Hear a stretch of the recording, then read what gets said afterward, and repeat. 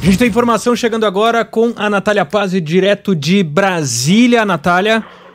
O ministro do Supremo Tribunal Federal, Edson Fachin, acaba de anular todas as condenações do ex-presidente Lula pela Justiça Federal no Paraná relacionadas às investigações da Operação Lava Jato. Com essa decisão de Fachin, o ex-presidente volta a ser elegível. Nesse documento do ministro Edson Fachin, nessa decisão, o ministro acabou declarando incompetência da Justiça Federal do Paraná nos casos do triplex do Guarujá, do sítio de Atibaia e também do Instituto Lula.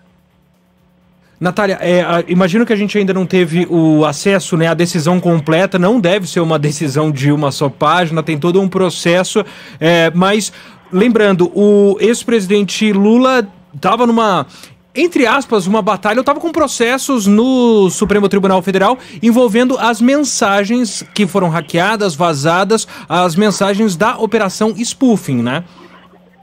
Exatamente, Sandra. Eu estou com essa decisão do ministro Edson Fachin, ainda não consegui ler toda ela. Ela tem 46 páginas inicialmente, esse documento dele, mas sim, ele estava envolvido nessa questão da operação spoofing, mas chega então agora essa decisão por parte do ministro Edson Fachin, anulando essas condenações, a gente pode dizer assim, da 13ª, né, que é envolvida ali no Paraná, que fica então dito, então, por Fachin, né, que essa decisão, ele acaba anulando as investigações da Operação Lava Jato, acaba tornando ele, então, elegível, ele volta a ter esses direitos políticos. Inclusive, eu estou dando mais uma lida aqui nessa decisão de Fachin e eu trago mais informações em relação a isso daqui a pouquinho. Combinado, tá aí então informação importante que chega, a gente teve, basicamente ela acontece quase 3 anos depois da prisão do ex-presidente Lula, pra gente lembrar um pouco aqui o caso. Em 12 de julho de 2017, o então juiz Sérgio Moro deu a primeira condenação do ex-presidente Lula a 9 anos e 6 meses de cadeia, crimes de corrupção e lavagem de dinheiro, ação que teve como base aquele triplex no Guarujá. Pode falar, por favor, Natália.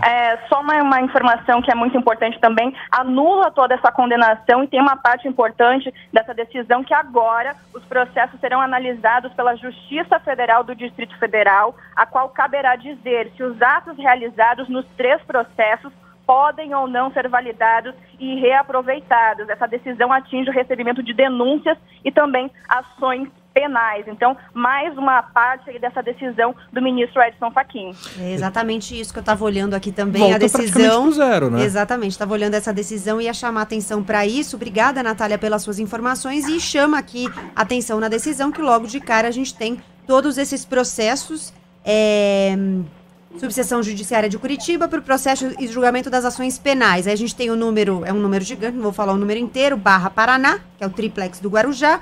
Aí outro número gigante, /Paraná, história do sítio de Atibaia, número gigante, /Paraná, sede do Instituto Lula, e por último as doações ao Instituto Lula, e como disse a Natália, determinando então o envio, né, a remessa dos processos, dos autos à Seção Judiciária do Distrito Federal. Tem mais informações agora aqui com o Alexandre Bentivolio. Porque a gente foi atrás para entender a fundamentação do ministro Edson Fachin para tomar essa decisão.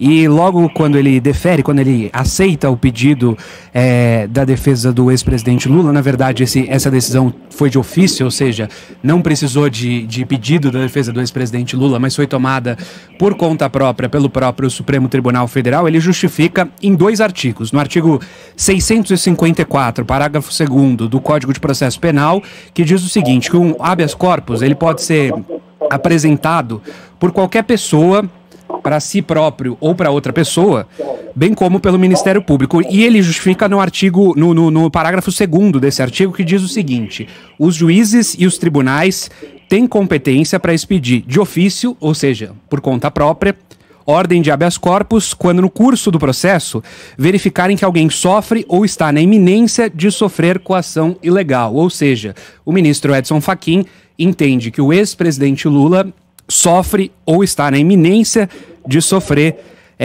uma coação ilegal, ou seja, alguma forma de restrição de poder se defender, de algum dos direitos fundamentais previstos na Constituição brasileira. E por isso tomou essa decisão por conta própria, mesmo sem haver um pedido da defesa do ex-presidente Lula.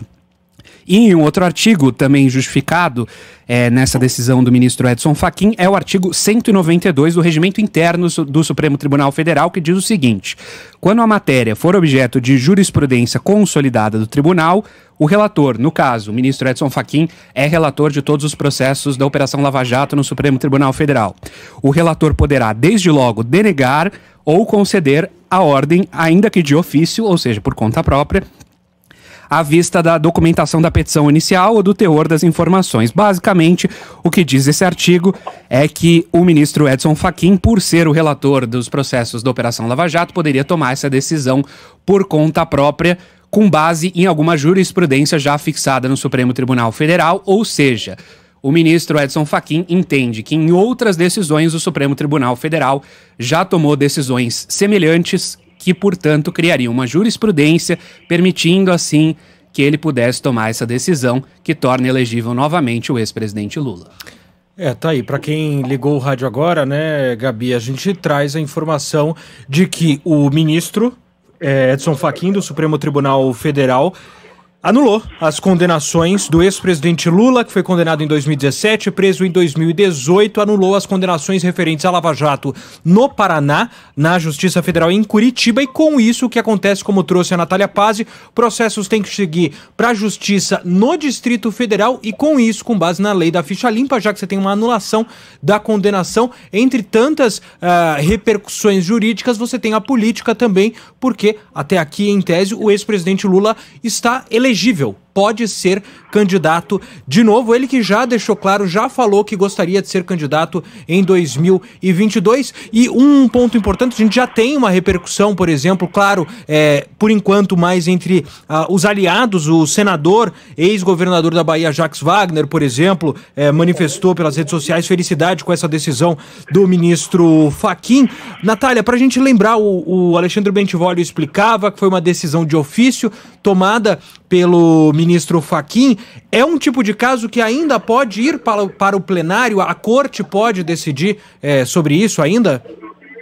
Olha, Sandro, a gente precisa ainda apurar essa informação que acabou pegando todo mundo de surpresa nessa segunda-feira, mas a gente acredita que possa, como foi uma decisão de ofício monocrática, que ela pode ainda ser levada a plenário, como aconteceu com o deputado Daniel Silveira, que foi uma decisão do ministro Alexandre de Moraes, que acabou ali mandando prender o deputado Daniel Silveira, e depois desse caso ele acabou sendo ali batido o martelo, né, por unanimidade pelos ministros no Supremo Tribunal Federal. Mas é uma informação ainda que a gente precisa confirmar com o Supremo Tribunal Federal para saber se realmente está valendo essa decisão monocrática de Edson Fachin ou se ainda ela precisa ser referendada pelo plenário do STF.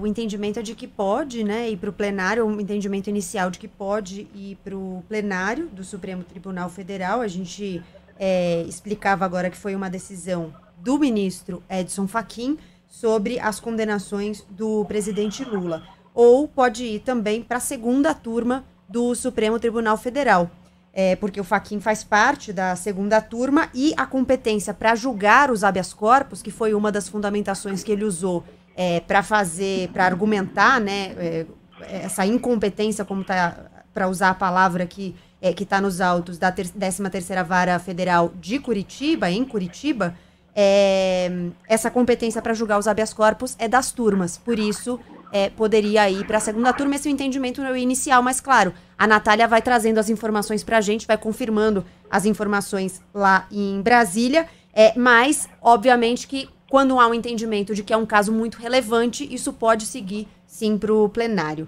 Então a gente vai trazendo aqui informações. Você quer fazer mais perguntas? Não, só, claro, isso movimenta nesse momento as redes sociais, as repercussões ainda sem falas, por exemplo, do próprio ex-presidente Lula, que costuma se manifestar pelas redes sociais. O Partido dos Trabalhadores, o partido do ex-presidente, apenas usou uma hashtag, uma frase, Lula inocente, e a gente ainda também não tem uma fala do ex-juiz Sérgio Moro, que tem atuado também nas redes sociais, o ex-juiz, o ex-ministro, decisão que pegou todo mundo de surpresa, porque não era como aconteceu em outros momentos, na trajetória dos processos envolvendo Lula na Lava Jato, eram datados. Então a gente tinha ali datas para as coisas acontecerem e isso, algumas decisões foram tomadas ali de surpresa, mas claro, movimentou bastante o noticiário.